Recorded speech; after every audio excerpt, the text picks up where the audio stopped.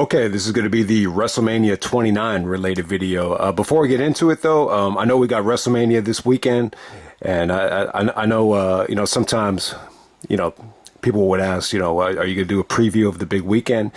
So if you haven't seen it yet, Truthslayer did his show last night, and he had me on. So it was Truthslayer, Chase, Nightmare Baller, Instant Classic 8.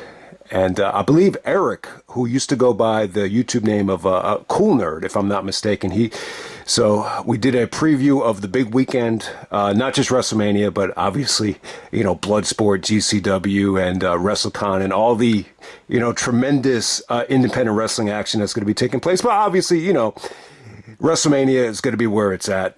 This isn't like the old days where Ring of Honor is going to supersede what happens at WrestleMania. But yeah, man, it should be a really, really awesome weekend. Had a lot of fun last night. Obviously, Truthslayer is always going to be a legend, always going to be the greatest of all time to me. So it was really, really cool to be on last night. It was a long time coming, and I'm glad I did it.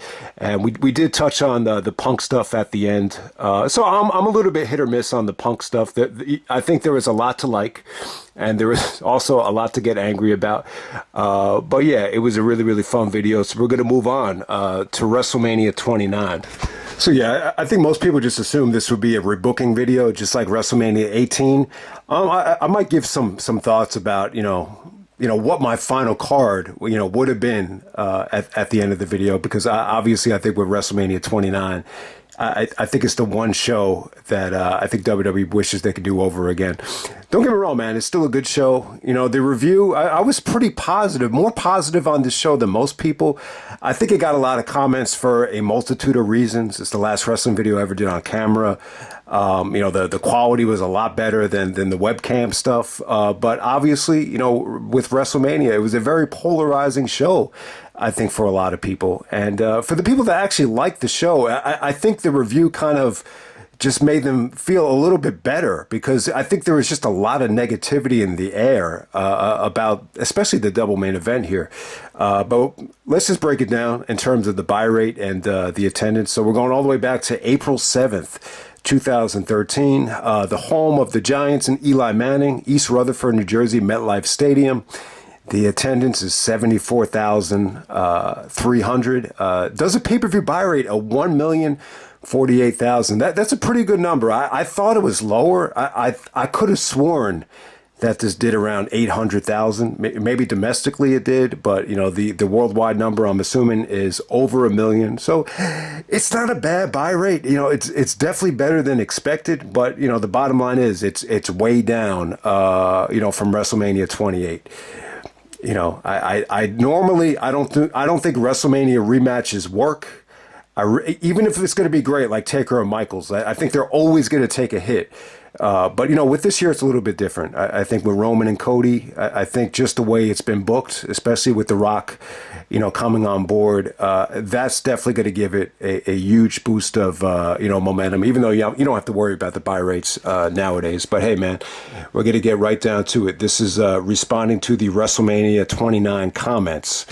Okay, the first comment is from The Breakdown. Remember these guys, these two YouTubers? It was actually a duo. I think they might have been brothers. I'm not even sure. So I think both Jake and me were harsh on the show, but such is the nature of us these days. I thought Rock and Cena was better this round, but still the false finishes were so excessive. So I think that's the general thought. Like when I look back on it, I think Rock Cena won from 28. I think that had a better feel to it. That felt, they built it up the whole year, but still, the feeling of Rock Cena won, it felt like a dream match. It felt like everybody was, there to see that match. It had a great atmosphere. But I think the thing that Rock and Cena 2 has on it is just they kind of emptied the tank here.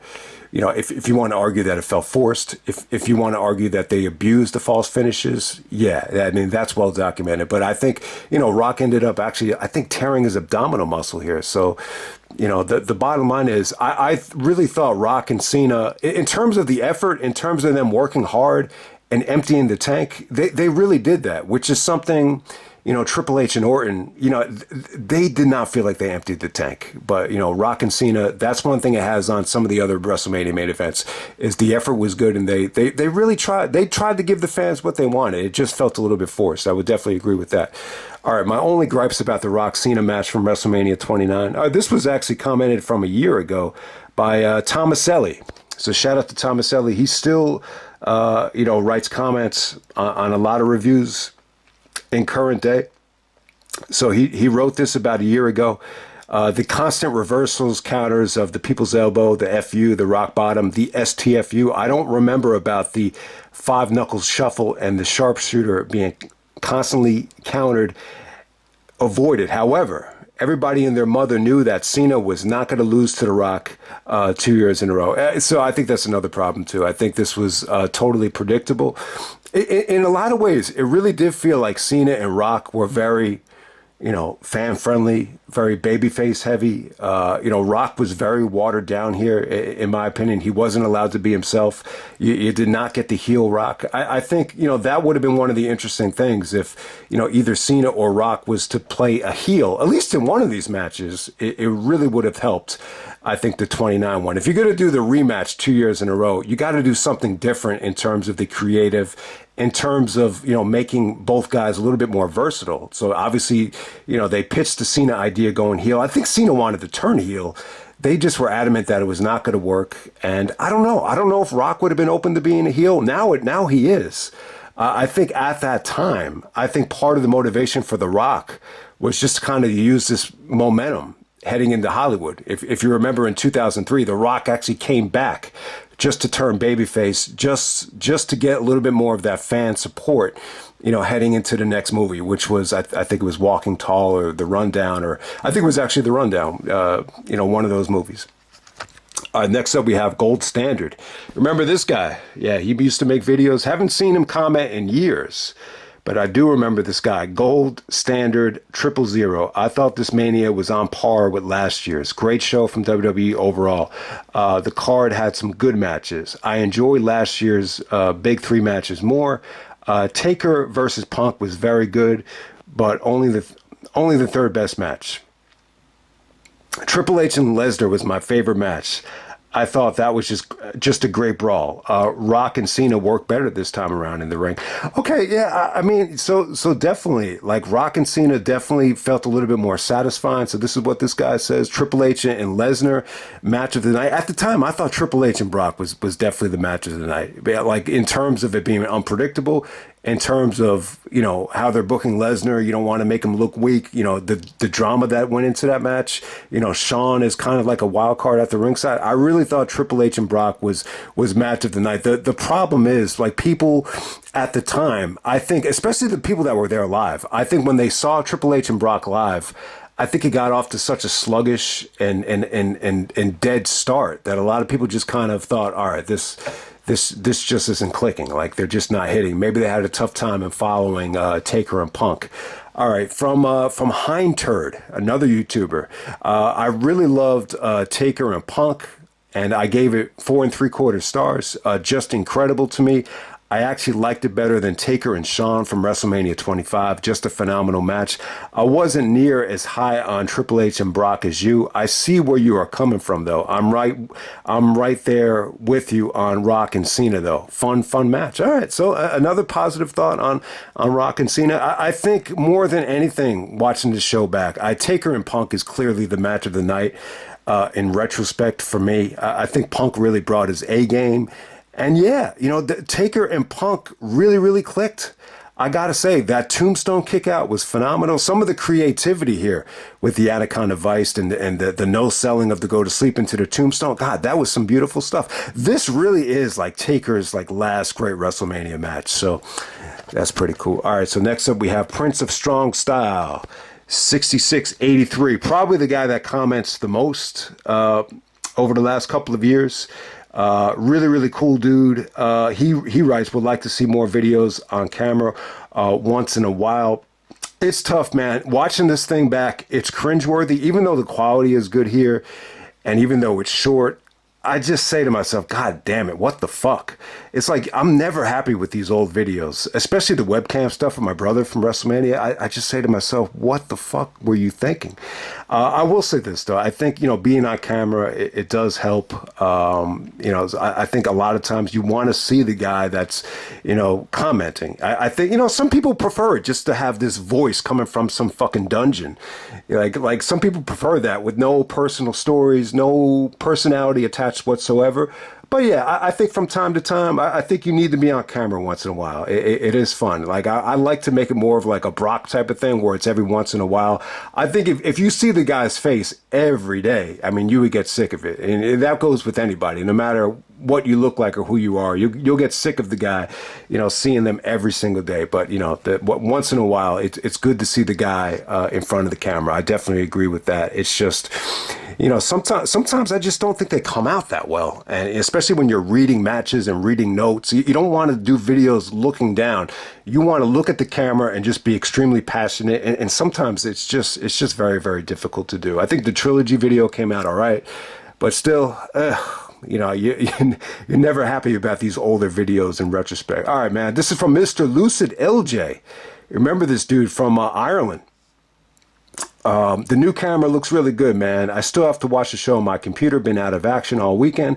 Have to catch up on the show during the week. Whitney Trayvon. I think I remember this dude. I might have plugged him back in the day. WrestleMania was decent this year. Definitely better than the last two shows. I definitely think the Lesnar Triple H was hurt from having to follow Punk and Taker. So, in retrospect, I think Punk and Taker should have went last. If you could do WrestleMania 26 with the streak on the line, career on the line, at this point, the streak is so credible, maybe have that go last. I think the problem is Rock is champion. There's only one champion. No. We have two championships here. I forgot. Del Rio and Swagger is actually the world championship match. So, but hey, you know what? I think Punk and Taker maybe could have went last. And, maybe that could have solved the problem of Punk being unhappy. And maybe, he could have broken the streak. And, maybe, 10 years is not lost. And Punk is there the whole 10 years. You never know. Like if you just make one little tweak, one little adjustment. But hey, it's very hard to predict, what CM Punk is going to do. Also, it's pretty damn hard to get behind Hunter. I love it when people call him Hunter. How about just call him Helmsley? As a babyface, when it's well-known knowledge that he's married to Steph and has creative control now, I would definitely agree with that, especially at this time, which is why he had to turn heel and start the Authority and the Randy Orton stuff. It just felt like it came a little bit late, right? But if you do the opposite, if you have Brock as the face and Triple H as the heel, I don't know if that really would have worked either. I was disappointed with Rock and Cena too, just for the simple fact that a better story could have been. And then it cuts off here. There's actually no read more sign. Jake TNO. I thought Taker versus Punk was pretty predictable going into it because Punk had lost his previous momentum. Sure, he would have been a great candidate for ending the streak, but if I booked him to end it, it would have been back when he recently won the WWE title. But as a heel, so the next few months, he could be like, you fans still don't take me seriously. I'm the new... Yeah, some of these comments are not... God, I'm sorry, guys. Like, some of these comments are not being finished here, which is friggin' bullshit. I'm not sure why. I can't read the whole comment. But you get what he's saying here. The victory over Taker when Punk is still champion, it would have validated him as the guy. So he's making the point that, it doesn't really make sense for Punk to break the streak now because he lost his momentum and there's no championship. He was champion for a whole year. So I would definitely agree with that. Like if Punk, if you were to do Punk and Taker and keep Punk as the champion, that would have been a really, really cool, feather under Punk's cap. So you get his point there, even though the friggin' comment is not complete. All right, so Mr. Narrator. All right, this was a really cool dude. He actually used to go to PWG shows out in California. He actually used to do like live reviews of PWG stuff, which was great because the DVDs would take forever to come out. So shout out to the Mr. Narrator. I was really disappointed in the Taker and Punk match. Wow. Yeah, I do remember this comment. I kind of felt the same way at the time. I just felt like Punk's offense, because he's so skinny and, just doesn't have a lot of like muscle mass and ability to get, Taker off of his feet. I was definitely a little bit worried that Punk would have a tough time, creating, the aura of that he's going to win the match at any time. So yeah, he was really disappointed because he just figured Punk's character, he'd have some clever game plan to defeat Undertaker, but he really didn't. He just tried his signature moves. He didn't even work on a particular body part. Aside from a great game plan, they could have made the match dramatic with better near falls, but there really wasn't one single one that had me believing Punk could win. I mean, I think the only one would have been maybe the Anaconda Vice stuff, but I would definitely agree. Like even the go to sleep, Taker kind of no-sold that. The urn spot, the WrestleMania 17 last ride spot, instead of a sledgehammer, it's the urn. I think that was a pretty good near fall. I think that was dope. But yeah, maybe a Pepsi plunge, could have been pulled out here. Maybe Punk really kind of empties the tank. I think that's the one thing that kind of, keeps it from approaching, that godlike level that Taker and HBK is on. I think Punk could have done a better job of either getting Taker off of his feet or just pulling out something a little bit sexy. He did pull off the elbow drop onto the table. The table doesn't break. It's shocking to me that Punk didn't tear up his triceps there. I think he actually hurt his knee there, but I don't think it was like anything serious. Being there live, yeah, Ambrose was the most over guy in the match. Whenever he was on offense, I tried to start a fuck 'em up Moxley chant, but to no avail, laughing out loud. This is Walk Beside Me. I don't remember this guy. Next up, we have MVP 23413. It was a great show as well, but very, very predictable, just like you said. Next up, we have Mr. Hardy 457. But if you go back and watch the last 10 minutes of Triple H Lesnar, it was pretty intense, man. I would definitely agree. I think you had some really, really good stuff with Brock and Triple H on the steel steps. I mean, for a second I thought maybe Brock was gonna like give that pussy tap out. You know how sometimes they give that really soft tap just to make the guy look strong. I thought maybe Brock was going to do that, just watching the back again, because I forgot the finish. But there was really some nice drawn out spots here with the Kimura, with, Brock, getting up Triple H and giving him the spine buster on the steps, and Triple H actually DDTing Lesnar on the steps. I thought all of that stuff was pretty awesome. It was like pretty up in the air at that time. Like I didn't know which way it was going to go. But yeah, ultimately, Triple H pedigrees Brock to get the victory. Some of these pedigrees were kind of weird, though, man. It's almost like Lesnar forgot how to, structure himself when he's trying to take the pedigree, especially on the first one. But hey, I liked Brock and Triple H more than Punk and Taker, too, on first watch. But yeah, knowing the results on a rewatch of Taker and Punk stole the show. No way the main event was 4 stars, though, man. That's from B. Rad. All right, so at the time, I gave Rock and Cena 4 stars. Yeah, I mean, that might be a little bit of a prisoner of the moment. But at the time, though, like, if you could have, I'll say this. When you watch Rock and Cena again in the heat of the moment, if you could go back to that time, I mean, what we know now with Rock walking out and everything, and not walking out, but, leaving the company, it makes the main event feel worse than it actually is, especially with there's no creative aftermath. And, a lot of people didn't like the Code of Honor, and it just felt like too corporate. I think that's what hurt it. But if you can buy into the fact that, Rock wants to stay champion and work with somebody else, going into the summertime, it was pretty much a roller coaster ride of a match. And it's like I said, man, it's not like they didn't work hard. It's not like, the chemistry was awful. I mean, they did some creative stuff out of the people's elbow. out of the attitude adjustment into the rock bottom. There was some really, really cool stuff here, especially with the 5 knuckle shuffle and the You Can't See Me stuff. There were some moments where they did shock the fans on some of these kickouts. So even though they abused it, even though it was overkill, it's not like they didn't try. It's not like they didn't empty the tank. We've seen main events before where guys just didn't empty the tank, or it was a clusterfuck of a mess, and the match just felt sloppy and ugly. It didn't feel like that at all. The biggest knock on this match to me is just the lack of creativity going into it and coming out of it. I think that's the biggest gripe I have with the match, looking back on it now. All right, this is from my brother, Sanders Alexander's 7404 at the time. All right, in regards to the Cena and Rock match, we are seeing marketing and business decisions prevail over creativity and what a lot of diehard fans want, something different. They are playing it safe by having Cena win clean and not turn heel.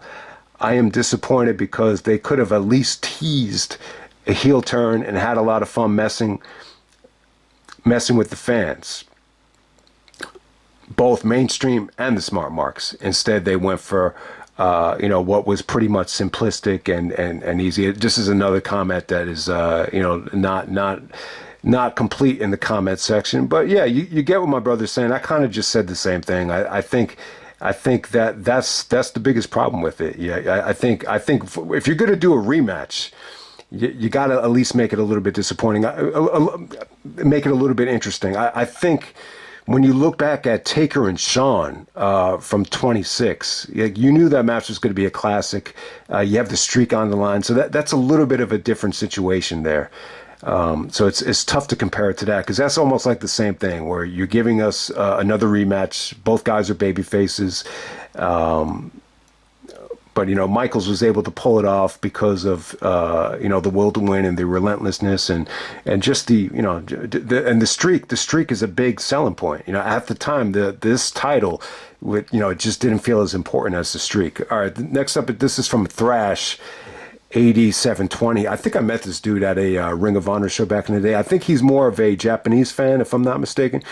So this was, wrestling-wise, it was pretty good, but overall, people were just disappointed about who won. So you had Taker going over, you had Triple H going over, and then you had The Rock going over. All three guys are, Attitude Era guys. Plus you have Fandango actually going over Jericho, which pissed Jericho off. The only satisfying finish of the night was Daniel Bryan. That's really it. All right, next up we have the FGF913. You can hate the World Heavyweight Championship match as much as you want, but that match wasn't slow by any means. The match was really fast paced. Maybe you thought it was slow because the crowd was out of it. I think, so the World Heavyweight Championship match, if you're referring to Del Rio and Swagger, I think the match was good. I think execution-wise, from a wrestling standpoint, the submissions were good. I mean, everything about it was really, really good. It was pretty fast-paced. It didn't really overstay its welcome.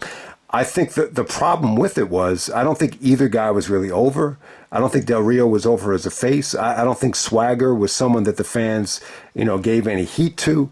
And I think, whenever the crowd is chanting, "We want Ziggler," and he doesn't come out and deliver, and he doesn't even make an appearance, he didn't really give the fans what they wanted.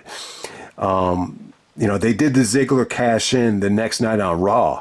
But I think, when you look back on it, if you really wanted to put on a great WrestleMania, Ziggler had to be involved, in the World Heavyweight Championship match. I mean, he just did. If this was going to be the card and Ziggler has the money in the bank, you had to do at least something with Ziggler here to make it a little bit interesting. Whether you make it a triple threat at the last second or you have Ziggler do, some type of teasing, that definitely would have helped it. And instead, it ended up being a good match, but it's just forgettable, though. Both Del Rio and Swagger, this did not feel like a championship level match. This felt like it was below the IC title level. I mean, this felt like a vintage, intercontinental level championship match that wasn't even that credible to begin with. Okay, next up we have Aru- Aruz 90. Aruiz 90. Wow, you rated Triple H and Lesnar and Rock Cena a lot higher than expected. For me, Taker and Punk was the match of the night easily, but this show overall felt pretty lackluster. It's fucking 2013, and the winners of the big matches are, Cena, Triple H, and I'm sorry, Cena, Triple H, and Taker. I said Rock, which was a stupid thing to say. That would have made it feel attitude era like. But yeah, Cena, Triple H, and Taker. Why can't this company build new stars? That was the criticism when Ryback didn't win. But I think I proved in the review that Ryback should not have been in the title picture based on the reaction at this show. Why can't this company build new stars? This is why wrestling has no buzz. It's the same guys going over year after year after year. Well, I think at this time, I think they took a very slow approach with Daniel Bryan. I think you could definitely argue that, especially at this time, guys like Bryan, should have been in that spot by now.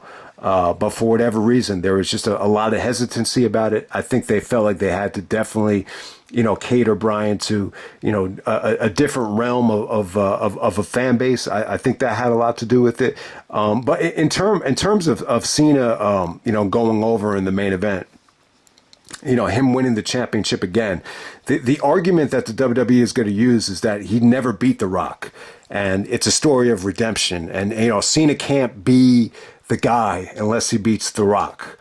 So, in some ways, I think it's something that Cena needed. But at the same time, I think if this thing with The Rock was going to be such a big deal, this should have happened a little bit earlier on in Cena's run. I think Rock and Cena, just in terms of, getting Cena a big stamp of approval, like the match should have happened, back at WrestleMania 24. But at this point, it didn't really matter who the fuck won the match. Cena's already established. Rock's already established. It really didn't matter. Like Cena losing to The Rock 2 years in a row was not going to have any effect on his star power or his legacy. So I don't know. Like to me, Cena goes over JBL. He beats JBL, Triple H, Shawn Michaels, Edge, Big Show, Batista. And isn't that enough? I mean, did you really need to see Cena, win another championship, in the main event again?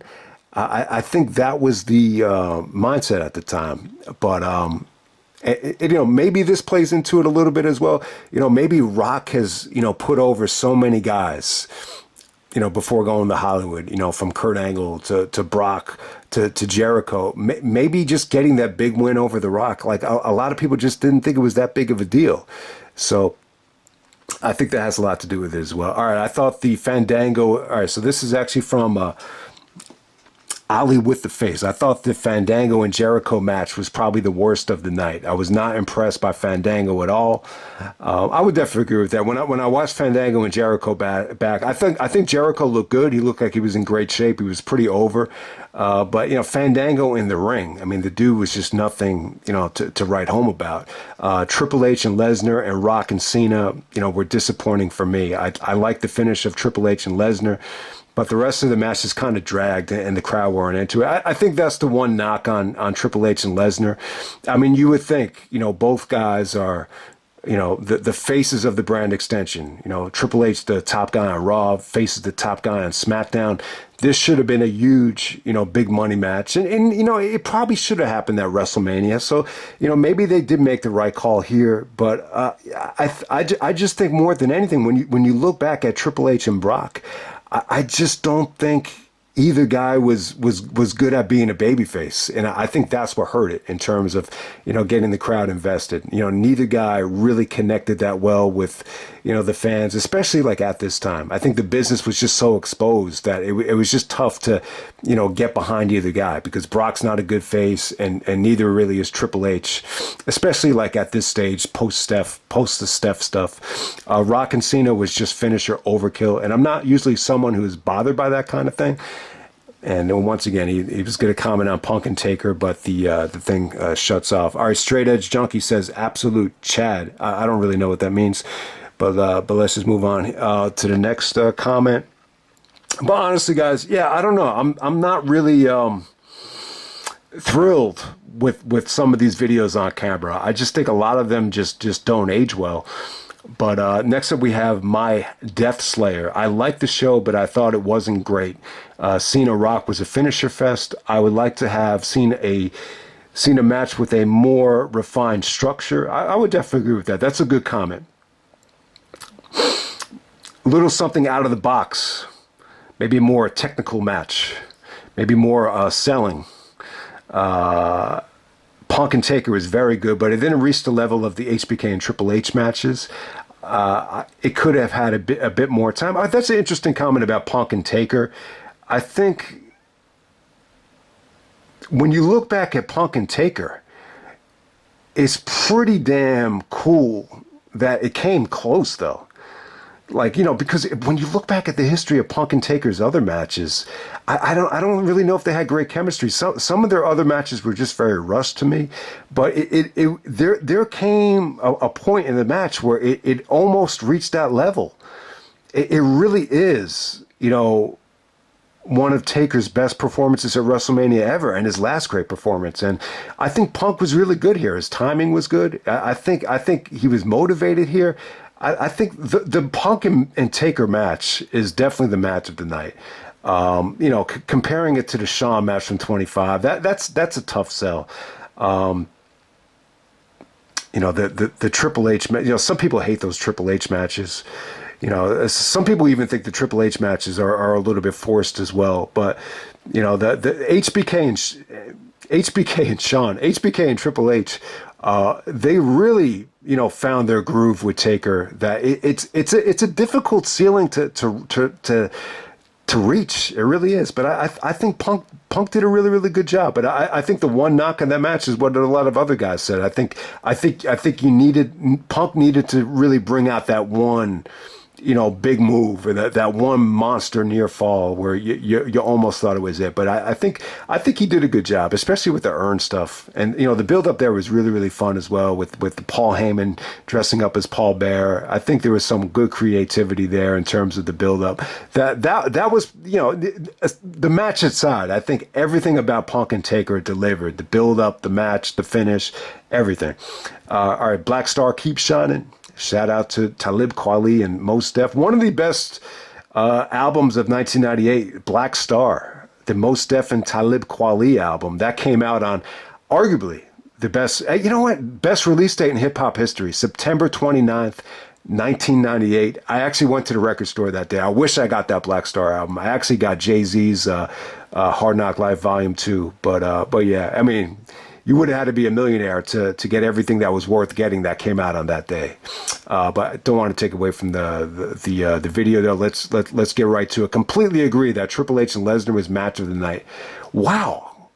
But when I look back on this video, I was under the mindset that a lot of people just hated the fact that Triple H and Lesnar was the highest rated match of the night.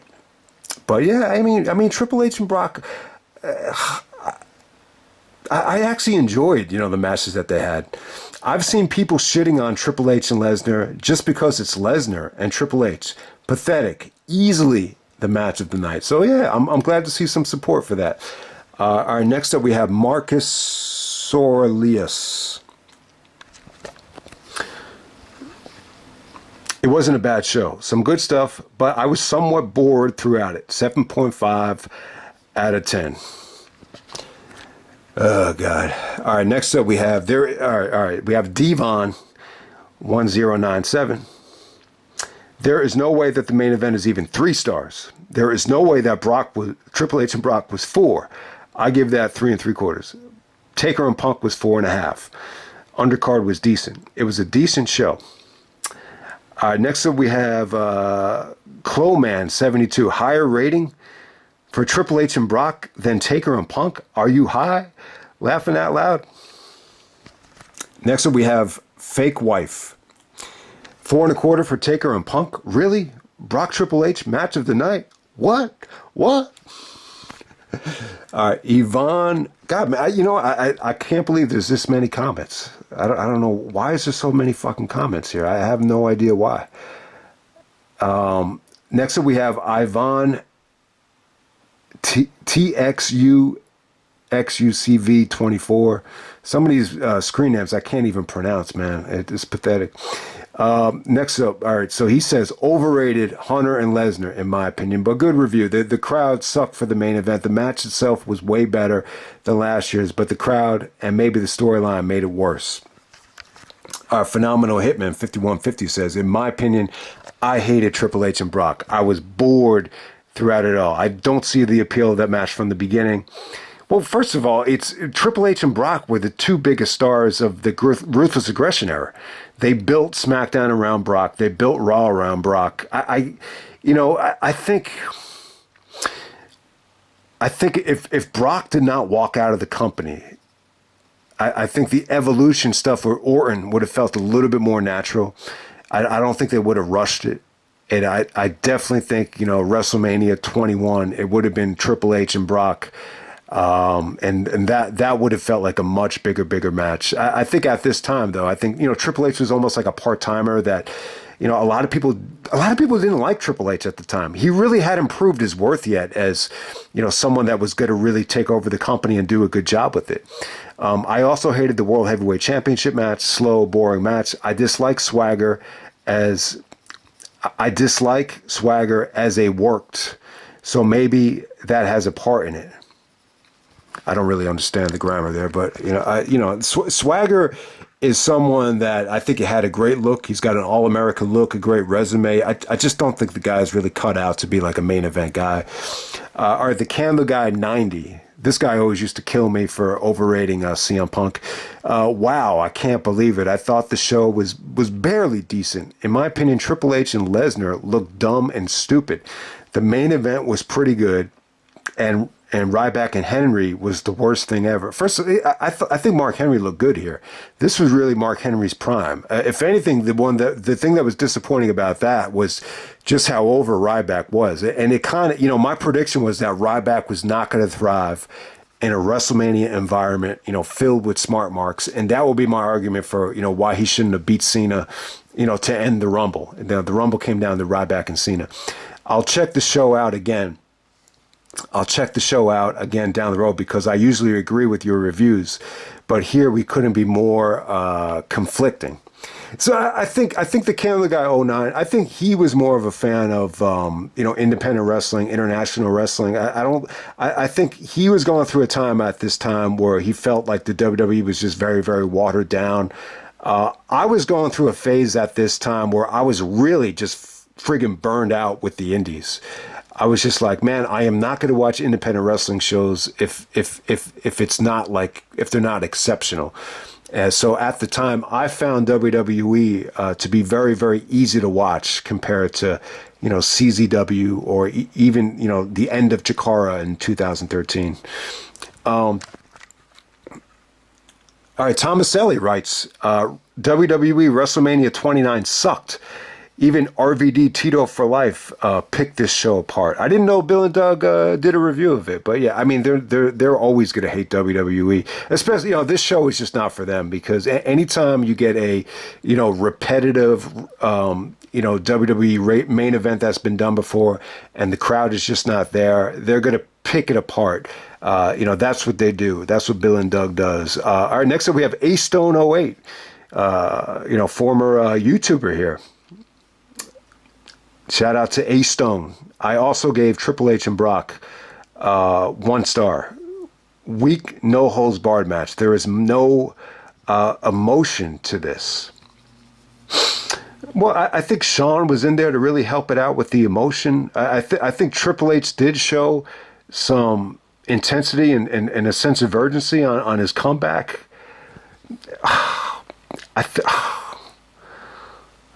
It really is Brock's first WrestleMania back in a lot of ways. I mean, I could kind of agree with the emotion part in terms of, I think Brock could have done maybe. I mean, it was Brock. I mean, Brock was himself here, so I can't really say Triple H and Brock were missing their normal emotion. Also, Hitman 98. I personally didn't like Rock and Cena. I found it extremely boring. Ash BFC. I wasn't impressed at all. So predictable. I really only liked Punk and Taker. I thought Triple H and Lesnar was majorly disappointing. I'm surprised you thought it was match of the night. And of course, Cena won and is going to be champ for a long time, making WWE unwatchable again for me. So I think that's one of the other things. I think Cena being champion at this time as a babyface, look, it sounds repetitive, but, you know, the great thing about Cena being champion is eventually, you know, when Bryan was ready, or when I guess Punk, you know, never got to work with Cena again at this point, but, you know, at least you got that Cena-Bryan match at SummerSlam. So that's kind of like the silver lining of making Cena champion again. But I would totally agree, though. I think, you know, at this point, it had been going on for, you know, 7, 8, 9 years, you know, seeing Cena as a babyface champion, that it was just very, very difficult to get excited about.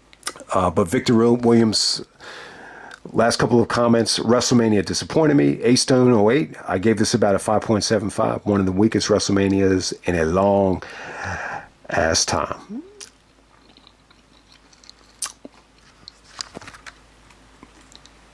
I mean, so I think for the most part, it's a pretty negative reaction, but still kind of feel the same way. I think the show is good. It just left you not being that excited about the company. You know, Punk actually referenced this in the interview with Ariel. He even said, you know, I hate WrestleMania rematches, and I hated the fact that we had to sit through Rock and Cena 2 years in a row. So this would be the ideal example of, you know, WrestleMania rematches just don't work. Even if two guys are working their ass off and really, you know, trying to go into, you know, that realm of, you know, near fall overkill, it really felt forced to a lot of people. And I think that's the point that Punk was trying to make. I think with WrestleMania, you always wanted to feel fresh. So I think that's the biggest problem. And the biggest problem too is very predictable. And the guys that went over, it didn't leave you feeling, you know, excited about the company. And sometimes that does happen. You can have a really, really good wrestling show. I think Best in the World 2011 is another example of it. Like people love that show. But like my biggest gripe with it is I just kind of felt like there's really not a lot to look forward to. There's really not a lot exciting about this. I mean, the guy that you have as champion, it just feels like he's being very, very watered down, and that's what it kind of felt like here. I mean, in both Rock and Cena, if they both felt watered down. At the time, WWE felt very, you know, catering to charities, catering to Special Olympics. I think my brother kind of hit it on the head here with the marketing strategies, that this is just, you know, the presentation was just very, very squeaky clean. You know, the motives were really not to, you know, do anything outside of the box that's going to offend anybody. So I'll just end it right there, man. That's the WrestleMania 29. You know, responding to the comments. I should really do the rebooking thing here, right? You know, I think if you could go back in time, I think, you know, you do John Cena and Undertaker, you know, with the streak on the line. You never really got Cena and Taker to have that big money match where the streak felt like it was in jeopardy. I think, you know, more than any other WrestleMania, this would have been the one to do it. The problem was, like, the Rock being involved with Cena, it kind of put that on the back burner. And, you know, the other question is, too, like would Taker have wanted to put Cena over?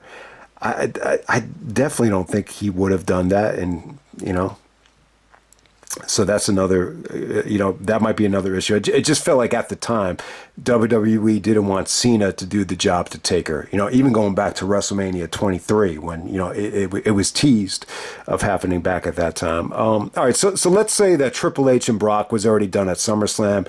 You want to have both guys in something different. I really think in some ways, I think I would have done, you know, Triple H and Alberto Del Rio. I think you put Triple H against Del Rio, it would have made the championship match feel more credible. I think maybe you do that. If you don't want to put Ziggler in a cash-in situation where it feels like a triple threat, like the Seth Rollins stuff. In terms of where would you plug in Brock?